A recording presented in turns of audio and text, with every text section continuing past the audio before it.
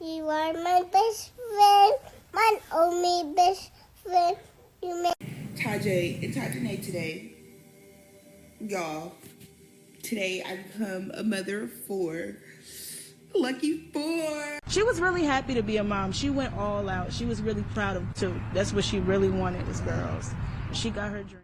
11 days is all the time this 19-year-old got to hold her newborn twin girls before she got shot in the neck inside her own home. And the man who did it did not even reach for the phone to call an ambulance. Instead, he called his own mama and told her he ain't mean to. If it's a question of my heart, you got it. It don't belong to anyone but you. Yeah, if it's a question of my love. In this video, we are going to walk you through how a normal, quiet morning turned into a murder scene, who put her there, and why not one person who loved this girl believes that one word he keeps hiding behind. And that word is accident.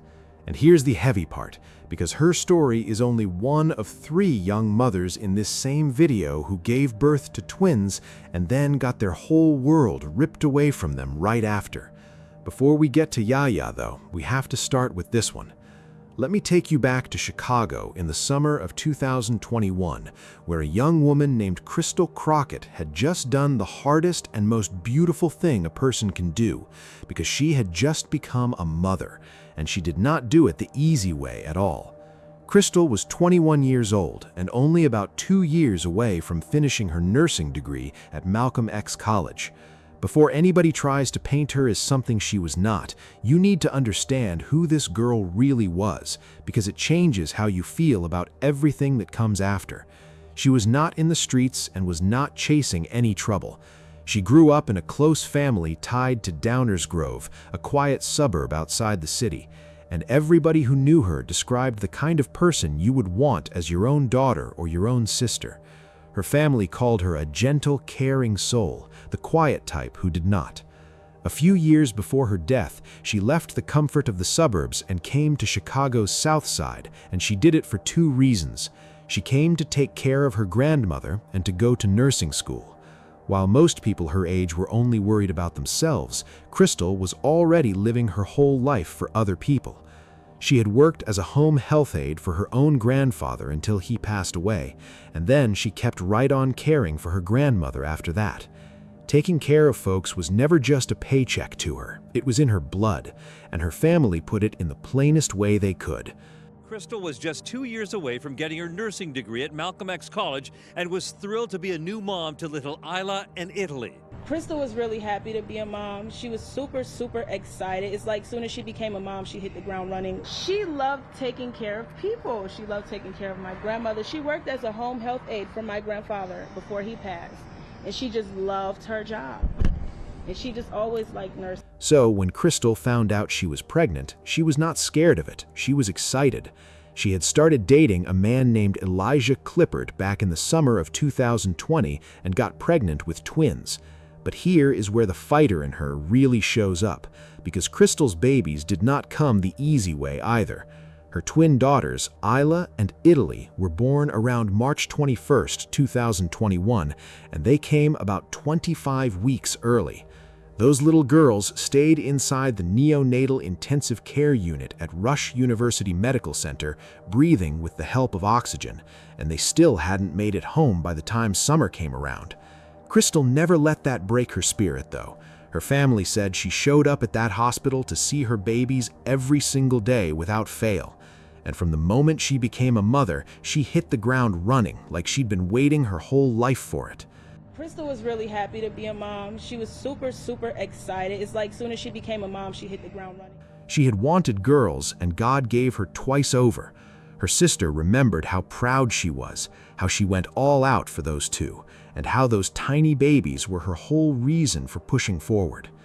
She was really happy to be a mom. She went all out. She was really proud of girls, too. That's what she really wanted was girls. She got her dream. Her family had a little saying about those babies. They said the twins were tiny, but they were mighty. And honestly, that describes her mother, too.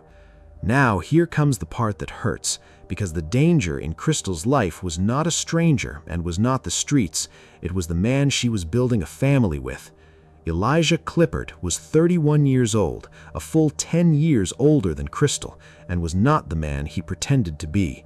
Behind him sat a long criminal record going all the way back to when he was a teenager, including convictions for burglary, stealing a car, and dealing heroin. Crystal's people barely even knew this man because she had only been with him since the summer before. Her sister, Yaya, explained that Crystal could never tell him no, and any time she did tell him no, it would turn into a problem for her, and she said the family had actually told Crystal to walk away from the relationship because she was scared of him. None of the family members knew the alleged killer well, and they're vowing as a group to take care of little Isla in Italy and ensure they know how much their mother loved them. My daughter was a wonderful person, and I'm going to miss her. Let me take you to the last normal night of her life, because it looked so ordinary that it makes the ending even harder. On the evening of June 14th, 2021, Crystal and Clippard went to the hospital together to visit their twins in the NICU, and the hospital cameras caught them there. To anybody watching, they were just two young parents checking on their babies. That same night, or maybe in the early hours of the next morning, Crystal's brother, Creston, talked to her on the phone only a couple of hours before her world ended, and he had no idea it was the last time he would ever hear his little sister's voice. She was a bright soul. Crystal, wow, I can't believe I'm even doing this right now. Crystal was an awesome person. I talked to her a couple hours right before everything had happened. Her family said that on the day it happened, Crystal finally told Clippard no. We do not know what she refused, and nobody outside of them ever will. But whatever that one no was, this man had already made up his mind about how the morning was going to end, and the security cameras around that south side block were about to catch some of the coldest footage you will ever hear described. At around 6:15 in the morning, Clippard drove to an empty parking lot behind an apartment building in the Bronzeville neighborhood, in the 4500 block of South Wabash Avenue, a spot connected to where Crystal used to live. Crystal was in the front passenger seat right next to him. He pulled in, parked the car, and then made a series of choices that proved this was planned in his head long before he ever cut that engine off. According to prosecutors, Clippard stepped out of the driver's side with a gun already in his right hand. He looked agitated and glanced around like he was making sure nobody was there to see him. Then he opened fire straight into the car while Crystal was still sitting in her seat, and the smoke from the shots was seen filling the whole car and rolling out of the passenger side. Even then, Crystal was fighting for her life. She managed to push the passenger door open to try to get away, but this man was nowhere near finished, and what he did next is the part that takes it past anger and into something truly evil. Prosecutors said Clippard climbed all the way across the front seat, dragged Crystal out of the car and into the alley, kicked her while she was down, put the handgun to the back of her head, and shot her several more times. And as if that was not already the end of a human life, prosecutors said that as he walked away, he turned back around and fired even more shots into her body. A woman nearby heard all those gunshots, came outside, and found Crystal lying in the alley. By then, there was nothing anybody could do. Crystal Crockett was declared dead at the scene at 6:42 in the morning. The cause of death listed as multiple gunshot wounds, and the manner of death ruled a homicide. Clippard thought he had gotten away clean, but he was not nearly as smart as he thought he was. Just a few minutes after he executed the mother of his children, Chicago Transit Authority cameras caught him at a nearby train station, trying to slip into the morning crowd like a regular man on a regular day. And check this. No weapon was ever mentioned as recovered in the public reporting, so the case against him leaned almost entirely on the video, which turned out to be more than enough. For a little over a week, he tried to disappear, but that did not last. 8 days later, on June 23rd at around 8:50 in the morning, a fugitive task force working with Chicago police arrested Clippard without any trouble at a home on the far south side. He was charged with first-degree murder and ordered held without bail at his hearing the very next day. There was never a big, dramatic jury trial in this case. It ended with him going away for a very long time, and the official prison records tell you exactly how long. Prosecutors say the father of the babies, 31-year-old Elijah Clippard, shot Crystal in cold blood in an alley at 45th and Wabash. Hospital videos showed the couple at the hospital the day before, and surveillance video shows the couple early the next morning. Clippard with a gun, shooting her several times. They had been dating since last summer. Clippard was held without bond at a Thursday court appearance. Clippard was sentenced to 45 years inside the Illinois Department of Corrections, and he was admitted to prison on August 18, 2022. He's locked up at Menard Correctional Center as we speak, with a projected parole date pushed all the way out to around the year 2066. For a man who took a 21-year-old nurse in training away from her babies, that still feels light. But at least he's going to be an old man before he ever sees the outside again. While the case moved through the system, Crystal's family stood in front of the cameras and made the world see who was really lost. Her mother, Kalia Robinson, didn't want anybody's pity. She wanted the man who did this to never walk free again. Family of a young mother who was gunned down 3 months after giving birth to premature twins. Tonight, her boyfriend is charged with murder, and the baby girls are still in the hospital without their mother by their side. My daughter did not deserve this, and I want the killer to go to jail forever. Her brother, Creston, could barely hold himself together long enough to speak.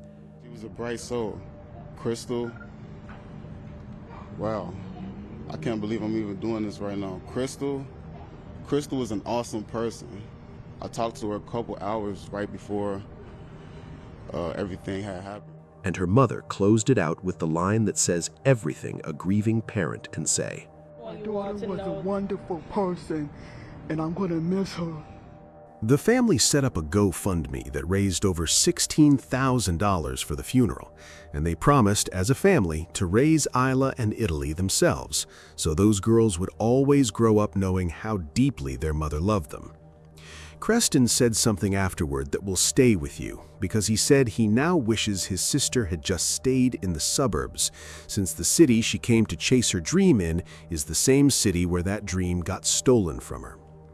Now, if you were sitting there thinking Crystal's story was just one evil man doing one evil thing, I need you to understand that this is a pattern, and Chicago had already lived through it before. About 8 months before Crystal died, back in October of 2020, over in the Jeffrey Manor neighborhood on that same south side, a 35-year-old probation officer and mother named Stacy Jones was 8 months pregnant when she was shot dead on her own front porch.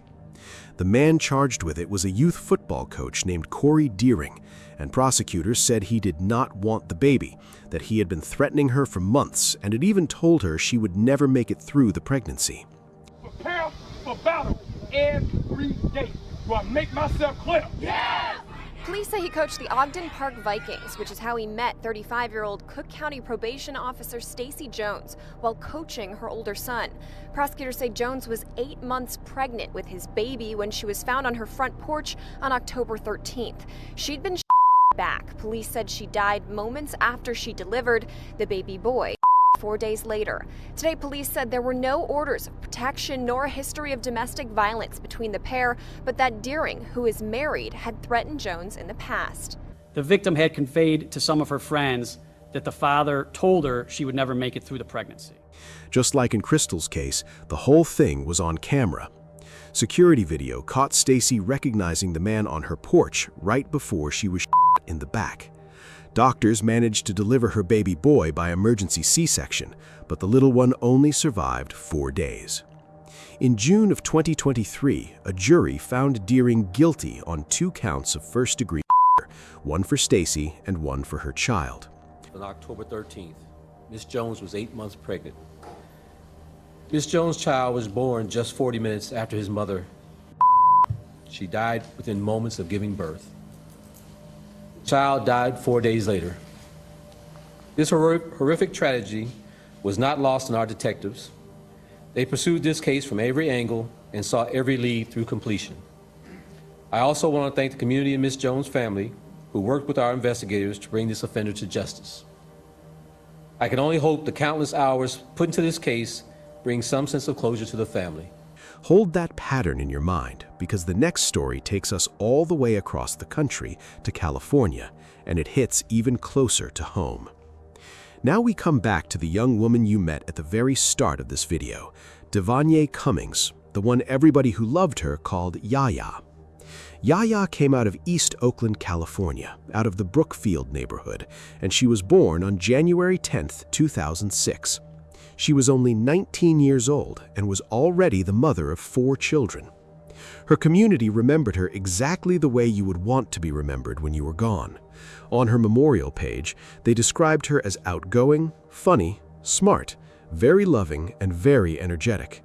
And where the page asked for her occupation, somebody wrote one simple, perfect word: Mommy.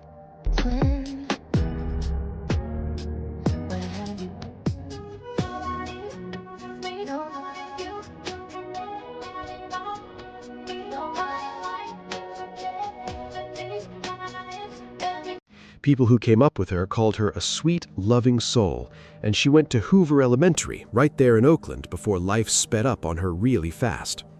By the time she was 19, Yaya was already raising 4 children, having become a mother when she was still practically a kid herself. She had turned 19 only a couple of months before she died. Hey, Mrs. Puff, what's my final score? 6. Woo! And how many do I need to pass?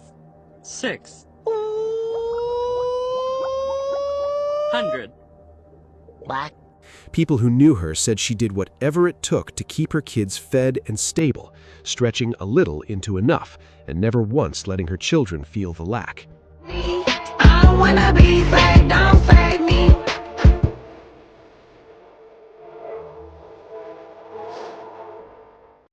Let me be honest with you about what Yaya's life actually looked like, because sugarcoating it does not honor her, and the truth makes her strength hit even harder.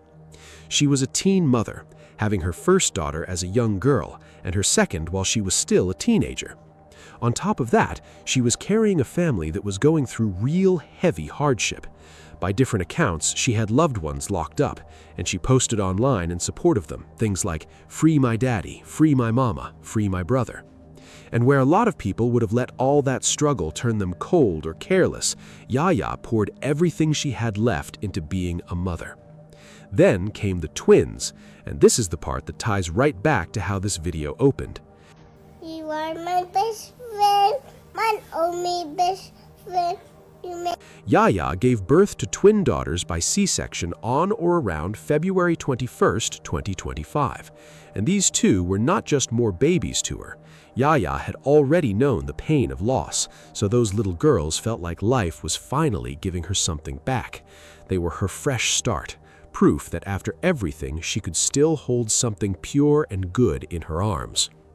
Picture her in those first few days, a full house, a fresh set of miracles, still sore and healing from major surgery, running on almost no sleep, but happy, genuinely happy. She had every reason to believe the hardest chapters of her life were finally behind her. What she did not know was that the most dangerous thing in her whole world was the man lying right next to her every single night. That man was Terrence Miles. He was 32 years old and was the father of the twins and Yaya's live-in partner. And where Crystal's man kept his danger tucked behind an old record, Terrence Miles walked around with a long history of hurting people. Court records referenced in his case say Miles had 5 prior felony convictions, and at least one of them was assault with a deadly weapon, which meant he was a convicted felon who wasn't even legally allowed to hold a gun. To the people who knew what Yaya was living through, this man was flat out called a predator. And when you look further back, the warning was written in flashing lights. In April of 2019, up in Stockton, a man matching his name and his age was arrested after police said he threatened to kill a woman and pistol-whipped her until she was knocked out during a domestic violence call. When officers searched, they reportedly turned up a duffel bag holding a military-style rifle with a 60-round drum, a loaded pistol with an extended magazine, and even a bulletproof vest. So you've got a man beating a woman unconscious with a gun and sitting on an arsenal. And this is the same man now raising newborns under one roof with a 19-year-old who just had surgery. And in the days right before she died, Yaya was quietly doing the bravest and most dangerous thing a woman in her spot can do. She was trying to get out. According to summaries of the police report that spread after her death, there were arguments in the apartment in the days after the twins were born. Those same summaries say Yaya had reportedly started looking into women's shelters in Oakland and how to leave safely with her children, and that on the very morning she died, she texted a cousin something like, "I'll call you later today, I need to talk." One neighbor reportedly overheard Miles at one point saying something like, "You had kids before, why you acting helpless now?" Which tells you exactly how little sympathy this man had for a woman recovering from having his children. And you have to understand the timing here, because it was not random at all. The weeks right after a woman gives birth are one of the most dangerous stretches inside an already abusive home.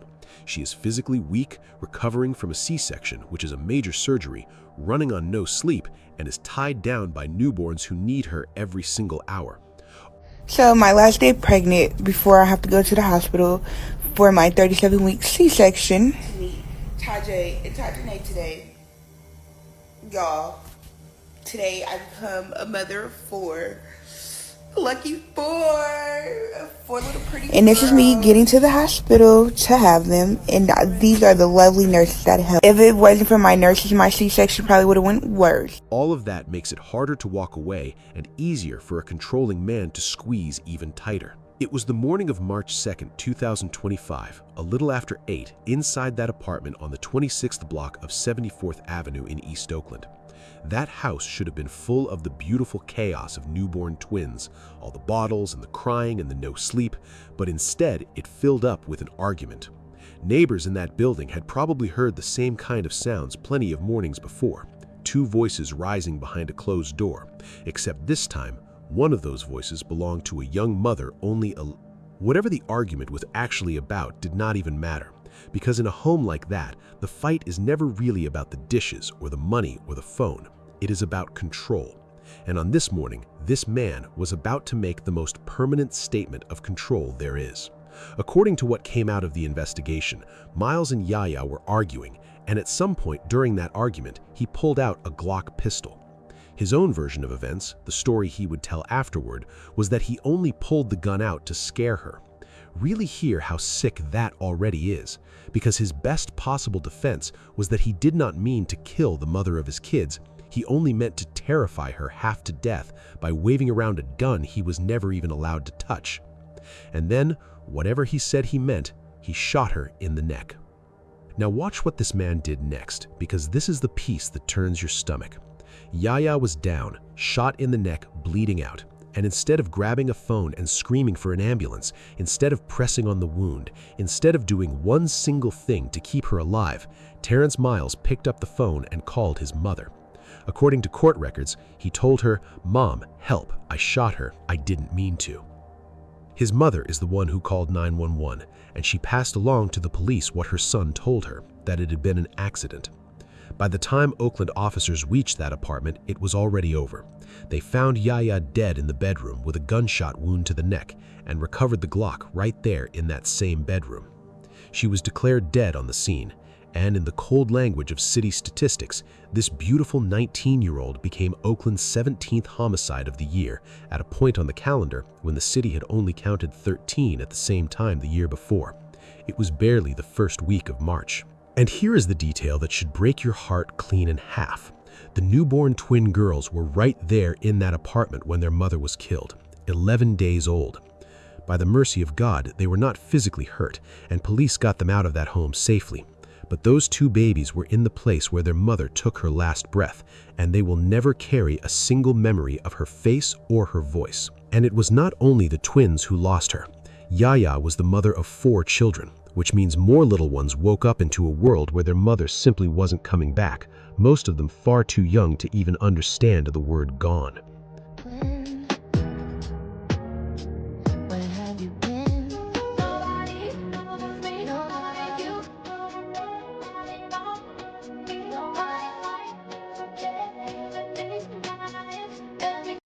people who loved Yaya and the advocates who refused to let her story disappear did not soften their words about the man responsible.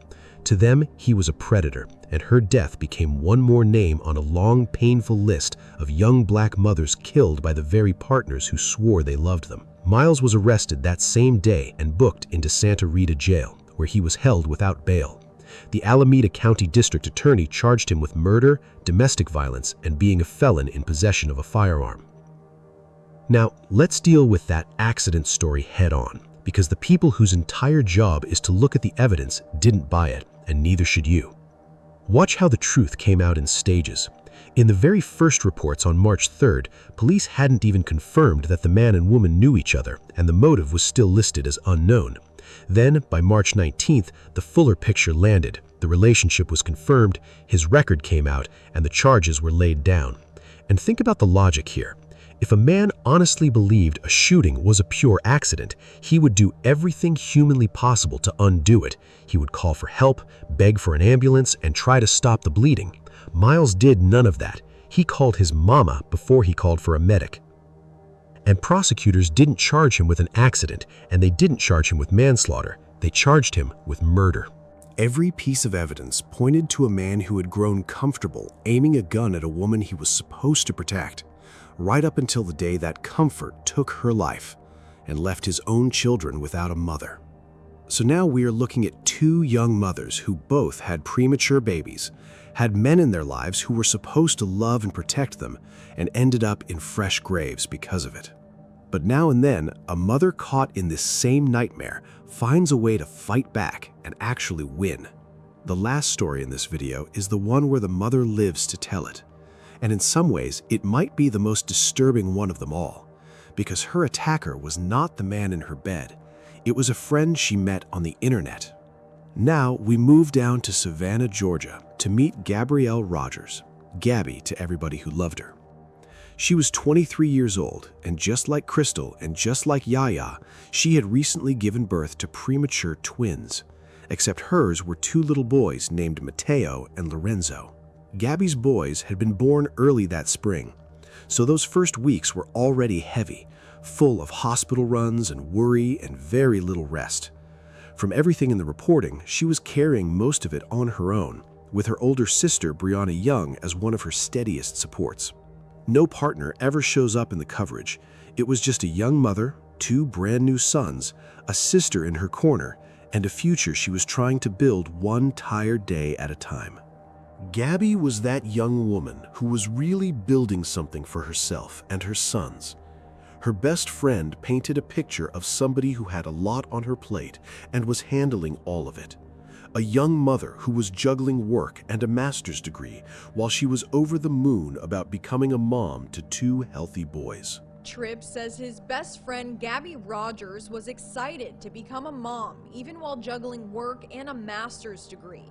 In April, she gave birth to two healthy twin boys, Mateo and Lorenzo. She was proud. She was happy that she had these boys. She was happy that they were born successfully with no problems. She was just proud to be a mom. Now, let us be real about what being a brand new mother of twins is actually like, especially when those babies come early.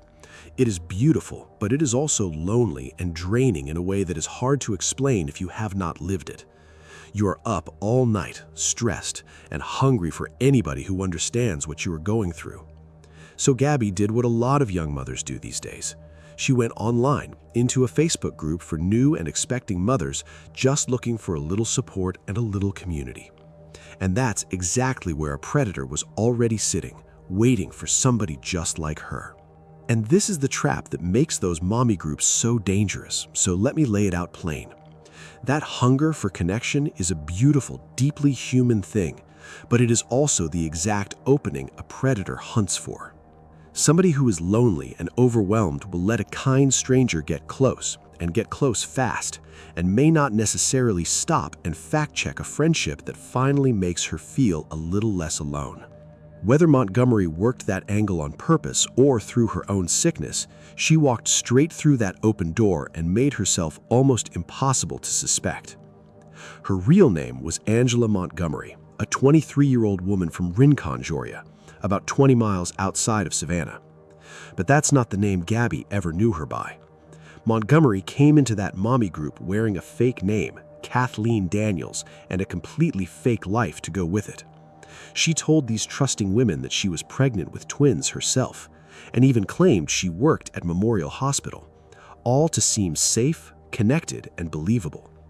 There was no pregnancy at all. It was a costume she wore to get close. And think about the specific mask she picked, because claiming to work at Memorial Hospital was not a random lie. A hospital worker is exactly the kind of person a new mother naturally trusts. Somebody who is around babies all day. Somebody who knows the medical side. Somebody who feels safe. That one detail did a lot of heavy lifting. It let Montgomery come off as more than just another mom in the group. It let her come off as an expert and a helper, the friend who always seemed to know what to do. And she kept feeding it. The two of them not only talked online, but they actually met up more than once, spent real time together, and Montgomery kept showing up as reliable and kind every single time. By the time they were sharing a bench at the park and watching their babies play, there was no reason on earth for Gabby to see her as anything but a blessing. That's what makes this whole thing so chilling, because the danger never once looked like danger. It looked like the one good friend she thought she had finally found. Here's what made her so dangerous, and why nobody around Gabby caught it in time. Montgomery didn't rush. She built this friendship slowly over a couple of months, exactly the way a real friend would. She was warm, supportive, and everything an overwhelmed new mother could want in a friend. And Gabby said so much later, still shocked that any of it was fake. Rogers even explained she'd been friends with Montgomery for months ahead of the shooting. We've been talking for a couple months. We've actually had a couple meetups, which baffled me that this even happened because I never saw the signs. Like, you know, we even went to the park and had a picnic with her and her baby. And that was the Thursday before the 8th. But she's been in the house a couple before that? Yeah, she's come over. She dropped some stuff off for me when I was pregnant with the boy still in the hospital. She came and brought some stuff to the hospital for me. She's just been a really good support. And it just, I just was so confused on what was going on. And there truly were no signs, because Montgomery did every single thing a good friend does. She came by and dropped things off. She brought gifts to the hospital while the twins were still admitted. And just the Thursday before the attack, the two of them and their babies had a picnic at the park. That's how deep this deception went. Even Gabby's own best friend, who saw how much Gabby loved those boys, didn't doubt what kind of mother she was. Tripp says his best friend Gabby Rogers was excited to become a mom, even while juggling work and a master's degree. In April, she gave birth to two healthy twin boys, Mateo and Lorenzo. She was proud. She was happy that she had these boys. She was happy that they were born successfully with no problems. She was just proud to be a mom. While Montgomery was playing the perfect friend in real life, she was feeding the very same lie online. On TikTok, she posted content with her fiancé, playing up the image of a soon-to-be mother of twins, even talking about cravings for her and the twins, building a whole fake motherhood for an audience to watch. This was not just simple lying. Investigators came to believe this was a woman who had lost herself somewhere inside a delusion. She claimed she had recently suffered a miscarriage, and the belief that she was supposed to be a mother of twins seemed to have taken over her entire mind. Her own mother had been convinced her daughter was really pregnant, and neighbors said there had never been any visible sign of a baby on the way. Montgomery had latched on to Gabby not long after the twins arrived, working her way in even during the baby's hospital stay by showing up with gifts and playing the perfect supportive friend. For months, she was woven into Gabby's daily life, inside her home more than once, learning her schedule, learning about the babies, and everything worth knowing.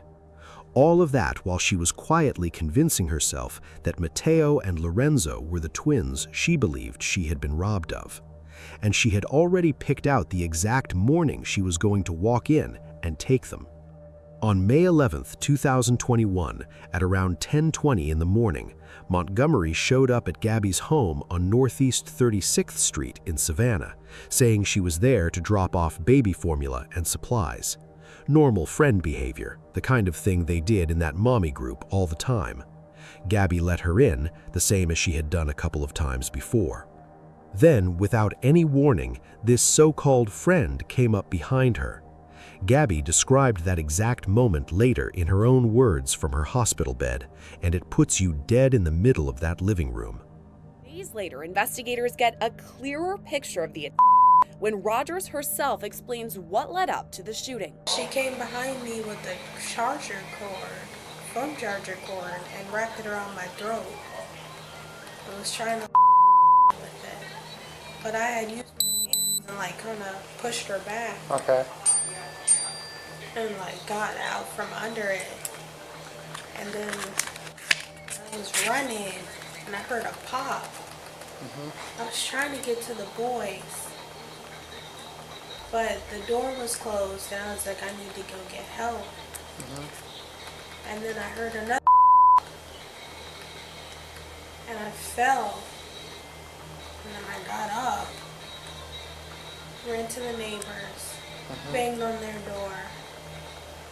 They didn't answer, so I remember running across the street, falling, knocking on that door.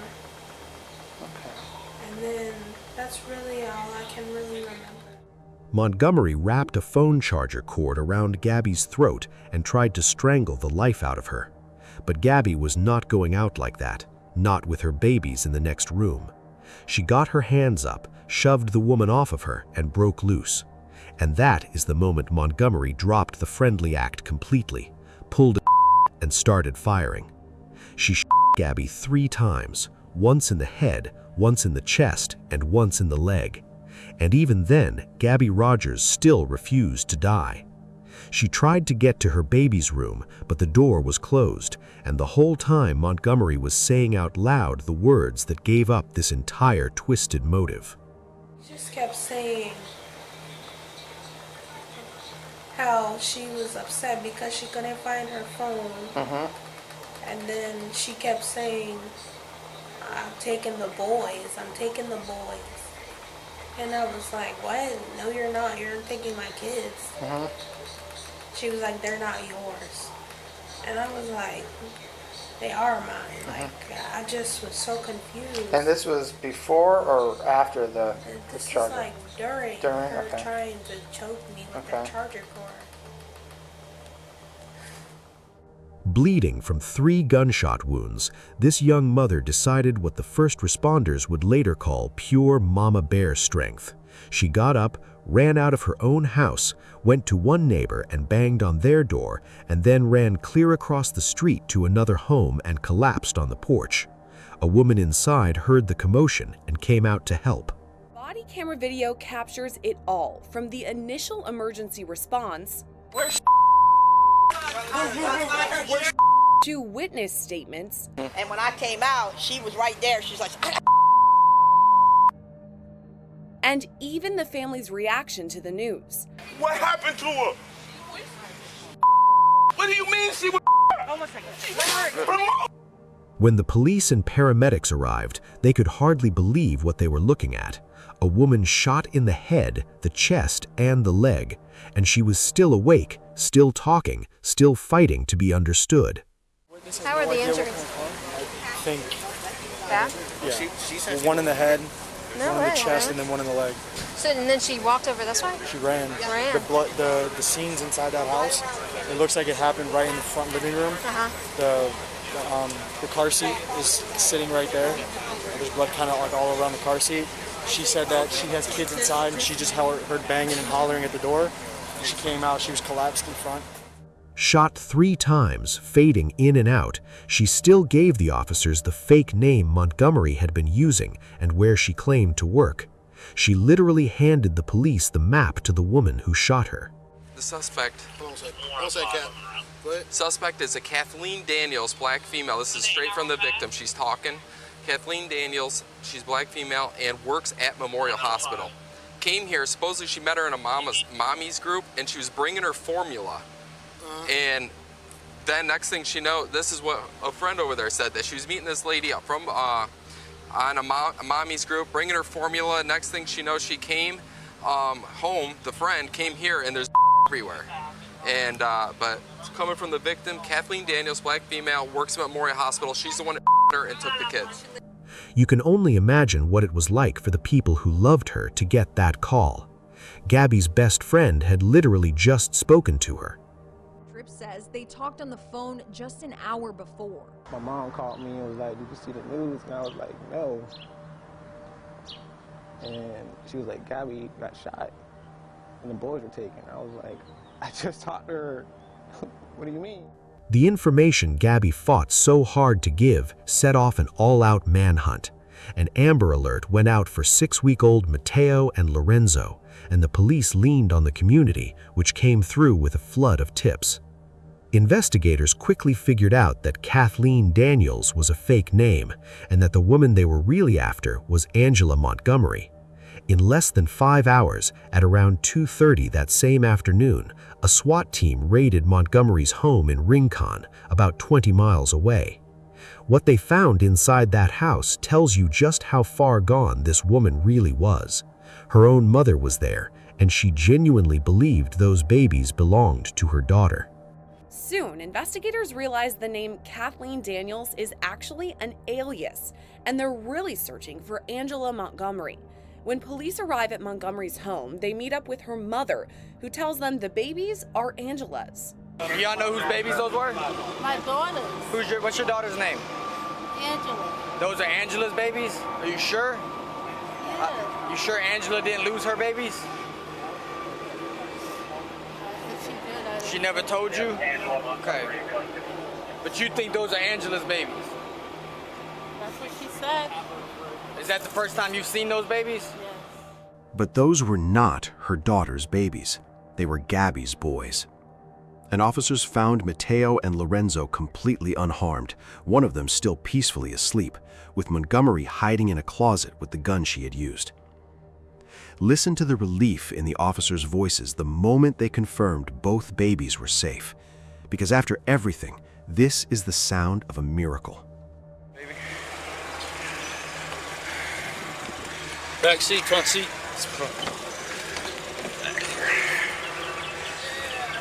You okay if I send it? Yep, you are absolutely good. Get a mark unit up that intersection and walk off your car. Do your thing. Hey, babies. All right. All right. Hey, darling. Hey, darling. Somebody advise if we have both babies. That's all one. Somebody advise if we have both. We have both. We have both. When they questioned her, Montgomery's story fell apart right in front of them. She claimed she had suffered a miscarriage that very morning and was on her way to break the news to her fiancé. The same day, Montgomery is questioned by police. She explained she had a miscarriage and planned to break the news to her fiancé that morning. I woke up this morning with plans to tell my fiancé that I'm not, that I miscarried. Okay. Who's your fiancé? Do I have to say the names? I'm sorry. No, we just want to make sure it's we're the same talking about guy. the same people. Okay, yeah. That's when my day started. Then it got even stranger. She made up with a twin sister named Destiny and tried to pin the whole thing on this person who did not even exist, even handing police a fake New York driver's license name for her. There was no sister, and there never had been. Only Angela Montgomery and the lie she had wrapped so tightly around her own life that even her own mother could not see through it. But soon her story goes off the rails as Montgomery mentions her fraternal twin sister, Destiny. She implies Destiny may be responsible for the shooting. I swear on everything I love, I got a call. You can check my phone if you have it. It was from Destiny, and From who? her name's Destiny. Destiny? Her name on her driver's license reads Destiny Scott 2598. She's a New York driver's license. Okay. And I don't know the numbers. Okay. I got a call telling me to come to Gabby's address and I did. Okay. By the time I showed up there, I promise I just drove off. I didn't even, I was driving my sedan this morning. I saw everything that was on the thing, and I knew for a fact I'm not opposed to, I knew whose kids came into.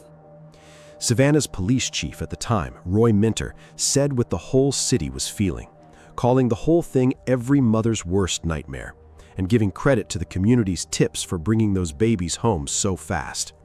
We had a lot of things that went right in this, and fortunately, because of that, we had a very successful and very happy conclusion to this particular situation for those young children.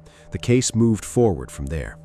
Montgomery was denied bond at her first court appearance, with a mental health evaluation suggested early on, and by July of that year, a grand jury formally charged her with counts including criminal attempt to commit murder, aggravated assault, and 2 counts of kidnapping. Ms. Montgomery, your bond is denied. Detectives revealing more information about that shooting in Twin in Savannah Tuesday, including how the suspect, Angela Montgomery, met the victim. It looked like she had been meeting with Facebook on New Mothers. She had set up this meeting. This had been planned. Detective Patrick Skinner said the suspect the victim in the head and chest. Rogers was listed in serious but stable condition late Wednesday. As for the suspect, police say they found her hiding in a home in Rincon with her boyfriend. Miss Montgomery was in a closet. The victim had been shot with a .40 caliber pistol. In the closet with her was a .40 caliber pistol. Once Montgomery was taken into custody, detectives say she agreed to an interview with them. She said she was unaware of the crime, that she was assisting her twin sister, which she does not have, and that she took possession of the children from this twin sister and then tried to pass them off as her own children. At the end of Wednesday's court hearing, Montgomery's attorney requested that she undergo a mental health evaluation. The legal ending came in November of 2023. Montgomery pleaded guilty but mentally ill, and she was sentenced to 30 years in prison with additional time to run at the same time and lifetime probation on the kidnapping counts. But the real ending, the one that actually matters, belongs to Gabby. Because unlike Crystal and unlike Yaya, Gabby Rogers lived. She took 3 bullets protecting her sons, and she walked back into her life to raise them. That's some serious mama bear energy. For you to be able to run, because first you ran over to the neighbors next to you in the brick house, and then you ran across the street, 12, 14, right across the street. First responders were honestly amazed by what she pulled off that morning, and they told her so. You were able to, now you've been 3 times, and you were able to tell them, not basically, what you told them what happened. And then you were able to tell your sister, and then your sister was able to tell us. Because of that, we could figure it out. And so that was remarkable. I'm just glad my boys are safe. I just wanted to make sure they were okay. And through all of it, all Gabby cared about was the same thing every mother in this video cared about: her babies. Her sister, Brianna Young, set up a GoFundMe that raised nearly $20,000 from hundreds of donors to help Gabby recover and to take care of those boys. And the community wrapped its arms all the way around her. So look at these 3 young mothers side by side. Crystal, 21, gunned down in an alley by the father of her premature twins for finally telling him no. Yaya, 19, shot in the neck 11 days after her C-section by a man who called his mama before he called for an ambulance. And Gabby, 23, was shot 3 times by a fake friend from the internet who wanted to steal her babies right out of her arms. The most dangerous time in a young mother's life is not childbirth. It is the person who was supposed to love her the most. And the grief does not end when the news cameras leave. Chicago alone saw its domestic homicides climb even in a year when overall violence was dropping. And behind every single one of those numbers is a Crystal, Yaya, or a Gabby. If this story moved you, do something real with it. Check on the new mothers in your life. Believe them when they tell you they are scared. And if you are the one living it right now, please hear this: you are not helpless and you are not alone. Rest in peace to Crystal and to Yaya, and all the love in the world to Gabby and to every mother still fighting to make it out. Now, if you've never left a comment on any story I've shared on this channel, this is the one I'd love to hear your thoughts on. Your comment could help another mother, another family, or someone facing a similar situation.